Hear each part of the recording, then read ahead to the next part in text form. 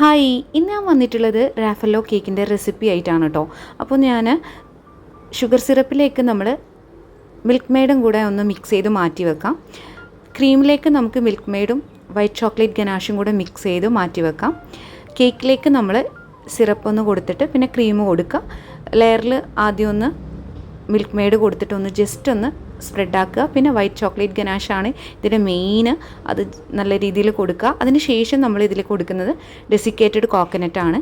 അപ്പോൾ അതും കൂടെ നല്ല രീതിയിൽ സ്പ്രെഡാക്കിയതിന് ശേഷം നമുക്ക് അതിൻ്റെ മീതെ കുറച്ചും കൂടെ ചോക്ലേറ്റ് ഗനാഷ് ഒന്ന് സ്പ്രെഡാക്കി കൊടുക്കുക. അതിന് ശേഷം നമ്മൾ നല്ല ക്രഷ്ഡ് ആയിട്ടുള്ള ആൽമണ്ട്സ് ഒന്ന് സ്പ്രെഡാക്കി കൊടുക്കുന്നുണ്ട് കേട്ടോ. അപ്പോൾ ഇതിൻ്റെ മീതെ കുറച്ചും കൂടെ ഒന്ന് വൈറ്റ് ചോക്ലേറ്റ് ഗനാഷും കൂടെ വെക്കുക. ഇതാണ് ഞാൻ സെയിൽ ചെയ്യുന്ന റാഫല്ലോ കേക്കിൻ്റെ റെസിപ്പി കേട്ടോ. അപ്പോൾ ഇതാണ് ഇതിൻ്റെ ഡിസൈൻ വന്നിട്ട്. ഇതൊരു ആനിവേഴ്സറി കേക്കായിരുന്നു.